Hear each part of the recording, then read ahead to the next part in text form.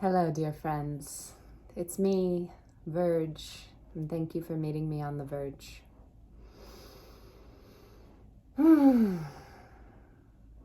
Maybe just take a moment to sigh, check in with your body, feel anywhere that you're holding tension. Begin to consciously breathe through the nose, if possible. It's okay if your nose is stuffy, you don't have to. Let the shoulders relax more away from the ears. Maybe just a little pulling together of the shoulder blades, slight little tucking of the tailbone if that could feel good. For me, I tend to hold a lot of tension in my jaw and my face and my shoulders, so always coming back to those. Just breathing into and relaxing any tension that might be there. We are much better at, or much more capable of, being present when we are relaxed. And so checking in with where we are holding tension in our body and breathing into those places and consciously connecting with our breathing can really help come to presence. And this has been a huge practice for embodiment with me, and something that I check myself with as often as I can come back to it, because anytime I come back to it, I'm holding tension in my face and holding tension in my neck and holding tension in my shoulders and often holding tension in my legs and my arms, just everywhere.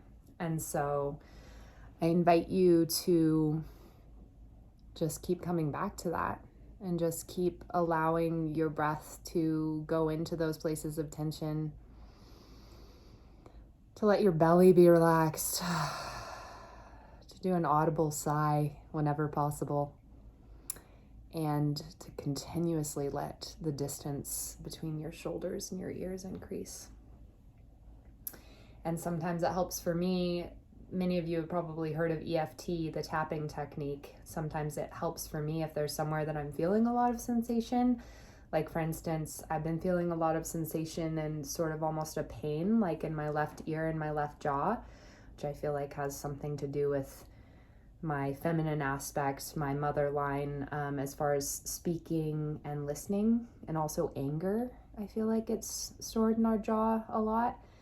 So this is the kind of way that I try to talk to my body, be with my body, thank my body for the messages it's trying to bring me, showing me where I'm holding tension, and getting curious and compassionate about what that's about.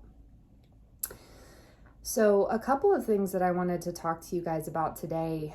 One, I just wanted to remind you how much what I wish to convey and what I hope that you also will have compassion for with yourself and inspiration towards is that our power is in our process. And that which is most, to me, courageous and venerable and honorable and laudable is the willingness to change and grow, what the author Dweck calls growth mindset. And to invoke an example of this, I would like to invoke the memory of my dear Aunt Nancy, who just recently passed away.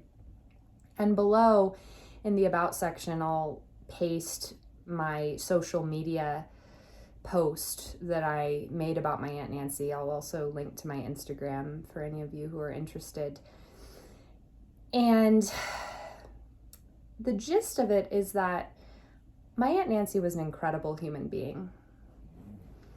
By the time that she passed away suddenly at 61, she had become, and for many years had been, and had become she had become a paragon of acceptance, of love, of growth mindset, of change, of expansion, of encouraging others, of creating community, creating safe spaces, holding space.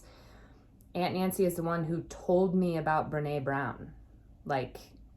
And For those of you who have listened to my videos for a while or read my writings, Brene Brown is someone I reference often, and her books and research are paramount in my life.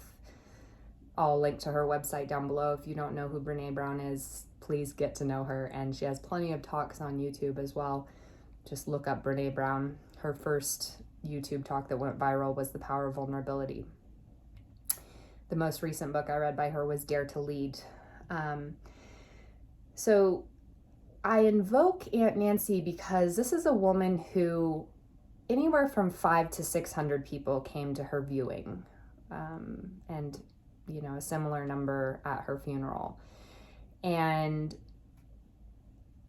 it would be easy to look at who Aunt Nancy became and to look at the influence and inspiration that she had and provided to so many people and say, oh, well, I wish I could be like her. Oh, well, she was just always such a good person, and she was always like this. And, not everyone can be like that. And of course, we all are different and have different things to bring to the world. What I love about the story of Aunt Nancy is that when I was growing up, Aunt Nancy was a fundamentalist evangelical Christian who made a lot of mistakes and was pretty close-minded and very, very, very strict with my cousins and life in general. And this woman went on to be the first person who taught me what a labyrinth was, from building one in her backyard, which I walked recently when I was there. She went on to be the woman with Celtic cross decor all over her house. She went on to be the first person in my extended family to go to therapy and to, change her whole marriage and her whole relationship with her family based on these therapeutic practices. Aunt Nancy was the person in whose bedroom I found the book Women and Desire by Polly Young Eisendrath, who I actually ended up interviewing. Polly Young Eisendrath, that author, on this channel. I'll link to our interview down below. Aunt Nancy was a huge fan of the book Dance of the Dissonant Daughter by Sue Monk Kidd. She married two women who also, she became ordained to marry two women who also had been fundamentalist Christians at some point in their lives. Like, she grew and became this person who we celebrated at the end of her life. She was not always like that. She was not always accepting and expanding and present and willing to listen and learn and grow. She chose to keep practicing becoming that. And I just wanted to invite you to invoke a bit of Aunt Nancy in your own life, because I've talked about this before, and I will link to my latest blog down below as well, which is called The Journey to Relaxation. And in it, I share a writing of mine that was actually around the time that I visited my Aunt Nancy and Uncle Jimmy's house in January 2021, where I'm writing about what relaxation meant to me then, and then I have a little prelude that I'm writing in present day. And there's part of me that says, I don't even want to share this because I feel like I have learned so much since then and come so far. And yet I'm going to, because what I want to show everyone is the process. I don't want anyone who watches my videos or reads my writing to think, well, I have to have it perfect before I even start, because everyone who's ever said anything or done anything in the world of merit, which I would say what my Aunt Nancy did is, to me, the greatest thing you can do of merit, which is to create a community in which people can love and be loved. Well, trust me, she started out really blundering at that, and she kept going, and she got better, and she softened, and she became legit. But if she had known how far she would have to go when she started, how much she would have to change, how much would change in her viewpoint. Because of course, at first when we all start, we all think either we don't start because we don't think we know enough, or we think, oh, now I finally have it right, so I'm going to start. And as a writer and speaker, it's like any older video or writing that I read, I mean, sometimes I'm like, wow, that's pretty good. A lot of times I'm like, dang, I've come a long way since then. And yet I don't wish to delete all my old videos or not share the writings along the way, because what I wish to show is the process. I never want you to be here with me and think, oh, if only I could be like that. If only I could be brave like that. If only I could be outgoing like that. If only I could be authentic like that. Because I still have a long way to go, and I have come such a long way, you guys. Like, go back and watch my first videos and look at what I was like. And that was me at the time. It was genuine. I just didn't realize how far away I was from the genuine me that I had hidden for so long. And so basically what I'm trying to say is we are told this paradigm and this narrative that the people who are great were always great.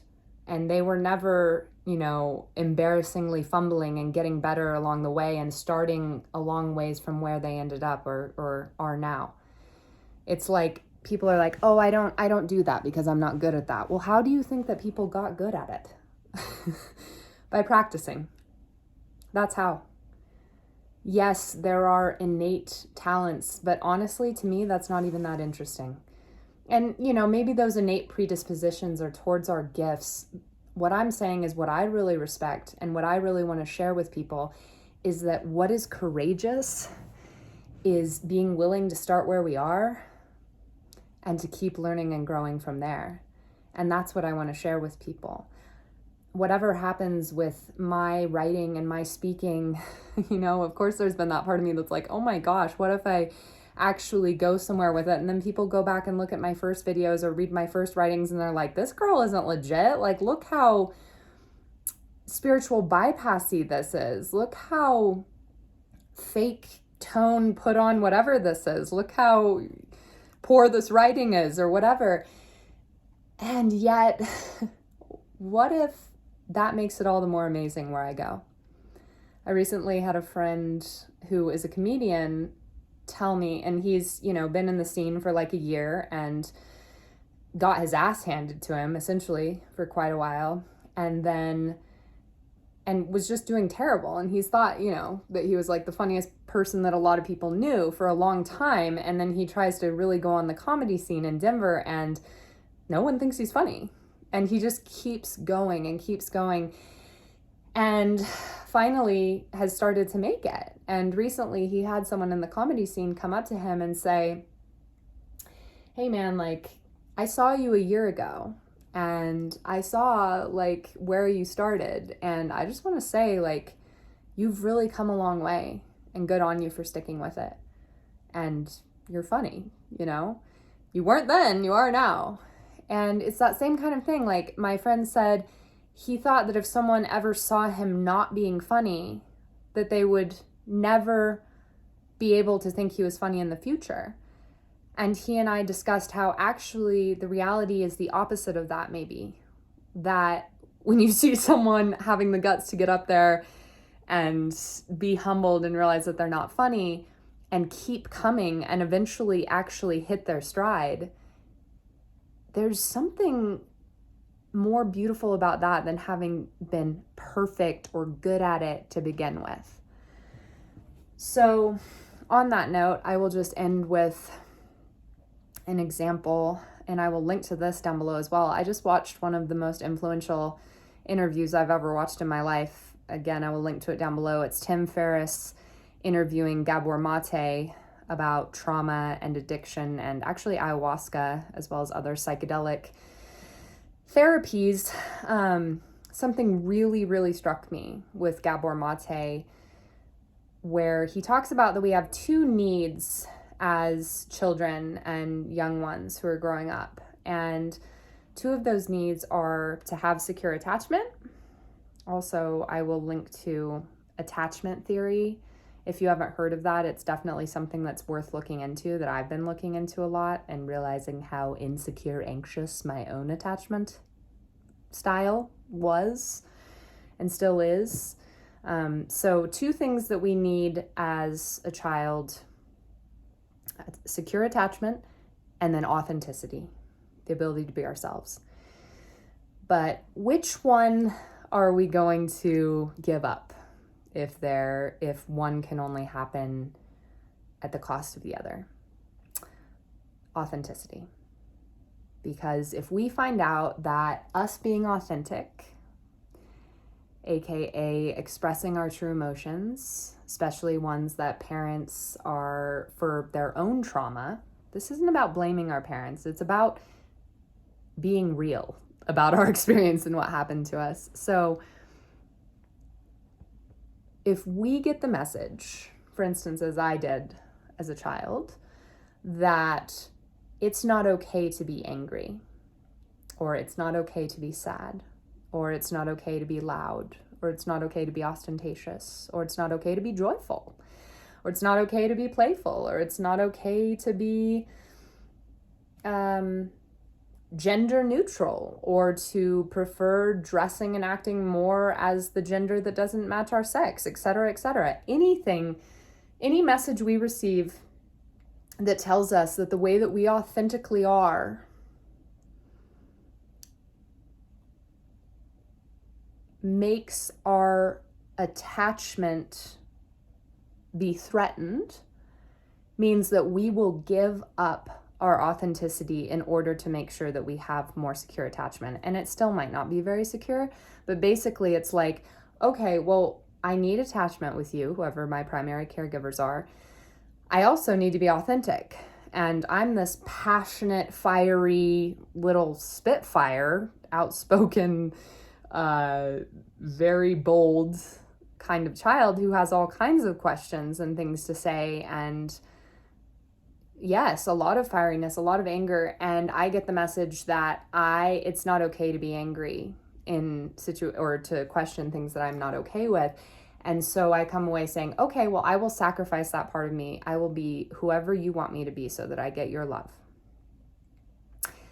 And I am bringing this up in the sense of things being a process, because those of you who are with me and watching and reading the kinds of things that I'm doing now have seen that authenticity is pretty much the most important thing to me. And if you've been watching me for the past 2 years on this channel, you are getting a pretty good insight into a process of coming back to one's authentic self. I mean, even just look at me now and the tone of my voice and my body language compared to when I first started recording these videos. And I just want to say, so look at that. And also, here I am preaching to you guys, authenticity, be yourself, have your boundaries. As Brene Brown would say, have your yeses be real yeses and your no's be real no's, because that's how you know who you are. Figure out what you want. Become the subject of your own heart's desire. Become the subject of your own desire, getting to know yourself instead of practicing being good at being the object of other people's desire. Like, these are the things that I preach now. Several years ago, I literally prided myself. This is sad. I thought that the best thing about me was that I knew how to be what everybody wanted me to be. That's the opposite of authenticity. And that is the trauma response to which many of us have undergone, you guys. And I encourage you to look into this in yourself. That is the trauma response to having learned that the way that I get attachment and love is to give away my authenticity. That can be sacrificed. And this is that process and that journey. I have not always been this authentic. That went away for a really long time, and it's still a process to get back. Who knows what I'll look like in 2 years or 10.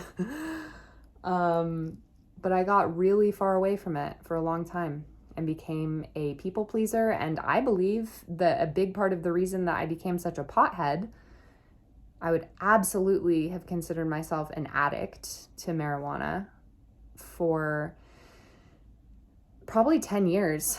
And the way that Gabor Maté defines addiction is anything that in the short term doesn't have to just be a substance, and it's not good or bad it's just, this is the definition. Anything that in the short term gives you relief and feeling better, even though the long-term consequences that it's creating are actually harmful, and you can see that and still won't stop to keep getting that short-term instant gratification, release, and feeling better. And I believe that a big part of the reason that I did that was to keep being able to be a people pleaser, to always feel like everything's great and everything's okay, when actually a lot of the time things weren't okay. And there was a lot of anger that needed to be expressed in a healthy way, in that anger is a boundary setting emotion that creates change and helps us just know who we authentically are. It's not about resistance. It's just, oh, why am I angry about this? And there's a lot more to be said about that.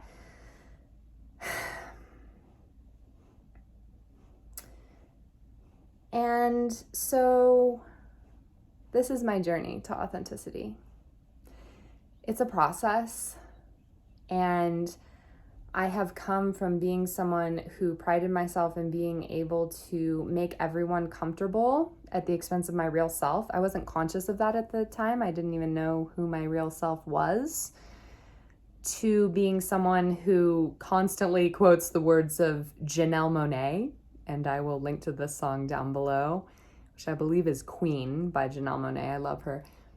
Even if it makes others uncomfortable, I will love who I am. Even if it makes others uncomfortable, I will love who I am. And I will take time out. I will take slow time and as much time as it needs, as I need, to remember who I am, and more showing the process of what it looks like to be that person in the most kind and compassionate and honest way possible. Because when I'm honest about who I am, which sometimes means expressing anger, then there's not resentment. Then things get directly said, and quickly the situation de-escalates, because it's like, oh, like, now you know who I am. Now you know who I really am. What's okay and what's not okay for me. Now you know. And I was just talking to my friend Nabil about this. I mean, you know, he was saying, what is real love? What is unconditional love? And in this case, I think that for me, unconditional love means that there is this background, there is such a background of love, whether it's for myself or for a friend. True love, unconditional love, is when I can hold the space for all of the other emotions that come up in that. Like, if I really love you, I'm going to tell you when I'm angry at you. Not because that means that I'm going to end the friendship, because that means I believe our love is big enough for me to hold that space. If I really love myself, I'm going to feel and be with all of the emotions that come up, because I'm no longer afraid that those emotions are going to sever the love between myself and others. I love myself enough, and I love those I'm in a relationship with enough to show who I really am, to feel how I really feel, to express and communicate and share that, even if it makes others uncomfortable, even if it makes me uncomfortable, because it's who I am. And you know what? Then I really know myself authentically. I get to take back that authenticity that I thought had to be traded for secure attachment. And I get to relearn. I get to unlearn that I had to sacrifice authenticity for true attachment, secure attachment. And I get to relearn. Did you hear Peter just sigh in the background? I always take it as such a good sign when animals sigh. Let's sigh together.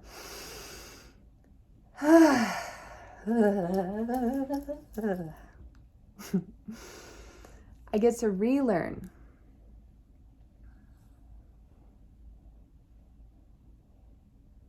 that the more authentic I am, the more secure my attachment with someone. And I use attachment in a positive sense of the word, not the mystic sense. I use it in the sense of commitment, devotion, bond, connection, love. So I just wanted to tell you, I haven't always been like this. I sacrificed a lot of myself for a long time. I lived a life that I thought other people wanted me to live in so many ways. I looked away I thought other people wanted me to look for me to get love. I spoke and acted in ways that I thought I had to be for that. So one day during my funeral, I hope that people are talking about how authentic I am and how that helped them to know that they could be their authentic selves, and that the more authentic they were, the more secure their love for themselves and others. And I hope that everyone knows that if that ends up being my legacy, that it wasn't always like that. That was a conscious choice and practice and unlearning and relearning and growth and expansion that I chose. And however it is that you want to grow and change and whatever you want to become, you can do it too.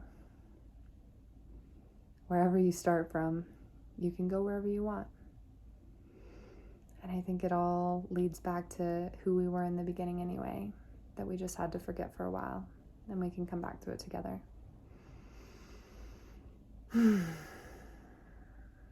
So, check your body again, releasing any tension.